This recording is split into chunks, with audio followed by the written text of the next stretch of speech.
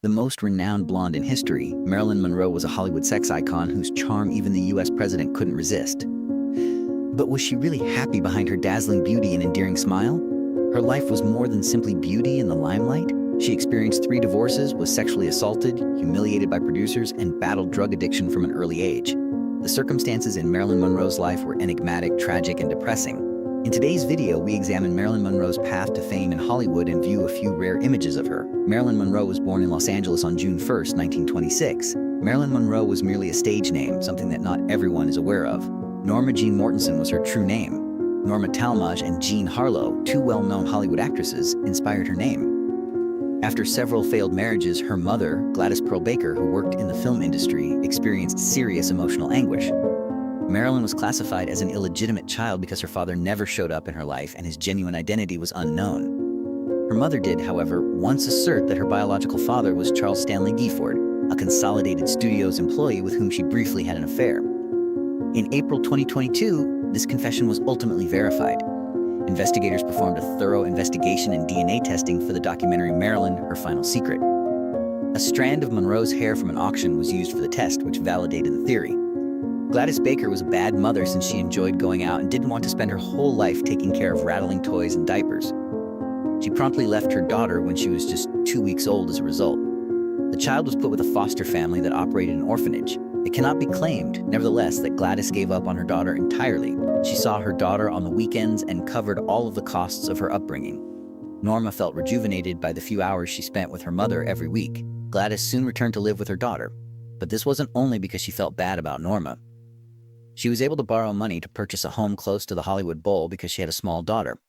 However, she had to raise her daughter herself in order to accomplish this. In an effort to improve her financial circumstances, her mother continued to visit a number of male actors after moving into the new home with Norma.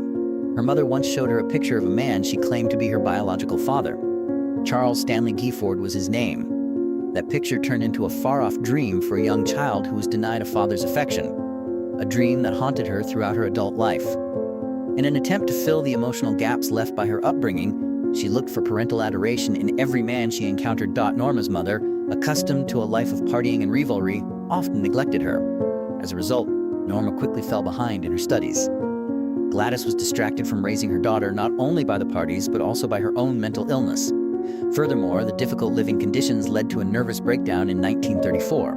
One day when Norma was 8 years old, so she witnessed her mother writhing and screaming violently before the police were called. Her mother was taken to a psychiatric clinic where she was diagnosed with paranoid schizophrenia. Norma was once again homeless and unprotected. There was a threat to send Norma to an orphanage. Fortunately for her, Grace McKee, Gladys's best friend and colleague at the film studio, adopted her. Grace loved her and treated her as her own daughter. But her misfortunes didn't end there. Grace soon married Irwin Goddard, and he brought home a daughter from his first marriage. The family was short on money.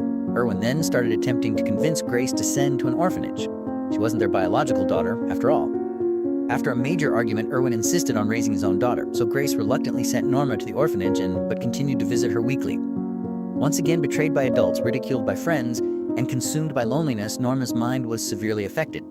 Additionally, Norma experienced her first instance of sexual abuse at this period. After becoming famous, she recounted how a man named Kimmel, she used a pseudonym for him, called her into a private room, closed the door, and said, "Now you can't escape anymore." Norma never gave details of what happened next, but everyone knows what she went through. Irwin acquired a nice job when Norma was 11, and Grace, who was still extremely close to her and constantly kept an eye on her, took her back home. But it didn't sit well with her stepfather. Irwin broke into Norma's room one day while Grace was at work with the intention of raping her while intoxicated. But she didn't respond as Norma had anticipated when Grace learned what had transpired. Grace held her accountable for everything. She said that Norma had provoked the man, that she had stuttered as a result of the encounter, and that she had spent a long time trying to get over it. Norma was sent to meet her aunt after Grace found her.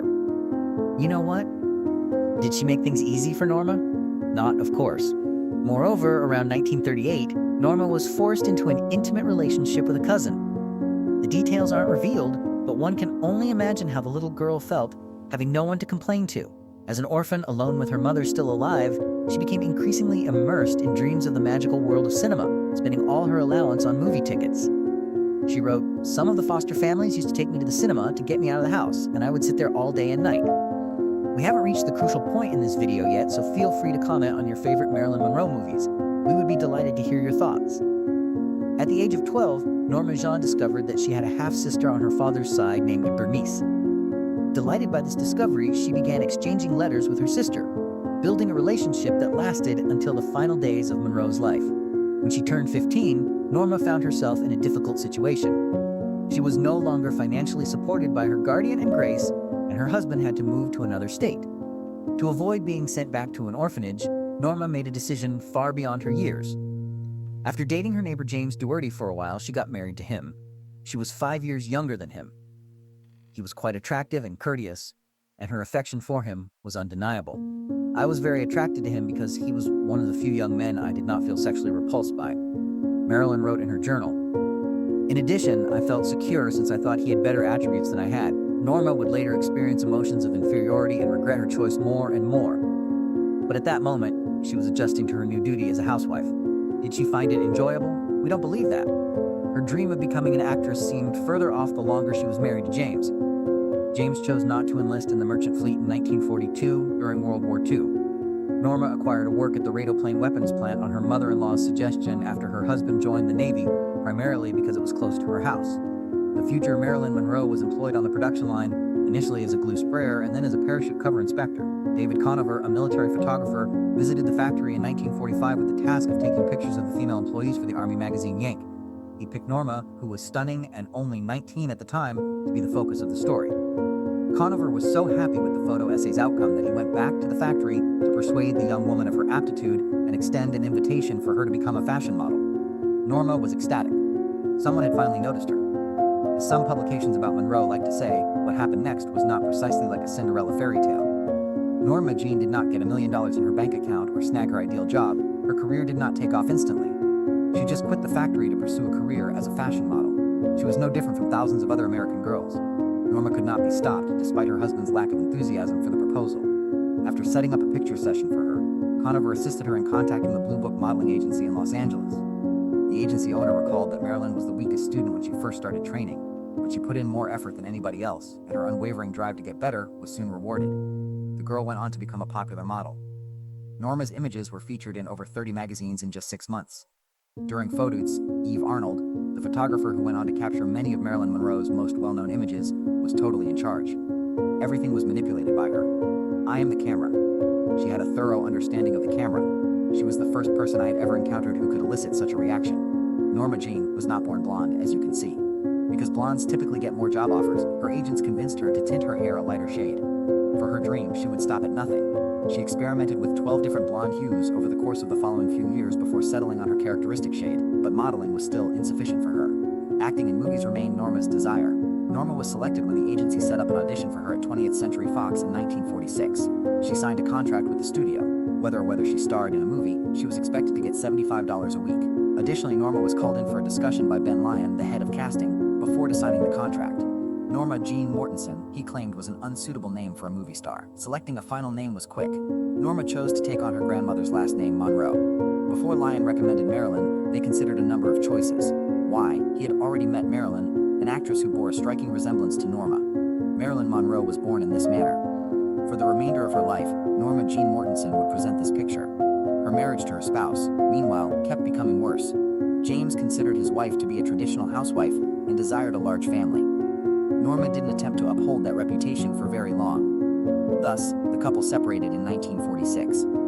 Although it appeared that she had secured her ticket to the major leagues, she was still a long way from becoming well-known and landing significant roles. She only made appearances in 2 small roles over the course of her contract. By coincidence, an unforeseen event occurred while filming. A pretty girl who had always wanted to be an actress turned out to be terrified of the movie camera. The idea that she might make a mistake scared her. Even after Marilyn rose to fame and experience as an actress, this issue continued to plague her. Marilyn's contract expired in 1947, and the studio had no plans to extend it. At that point, she became aware of how inflexible the field she had joined was. There were just too many attractive, youthful girls. Despite her depression, Marilyn persisted. For a little period, she went back to fashion modeling. But all she could think about was how to return to the film business. In order to land roles, Monroe had to fulfill the expectations of any young, attractive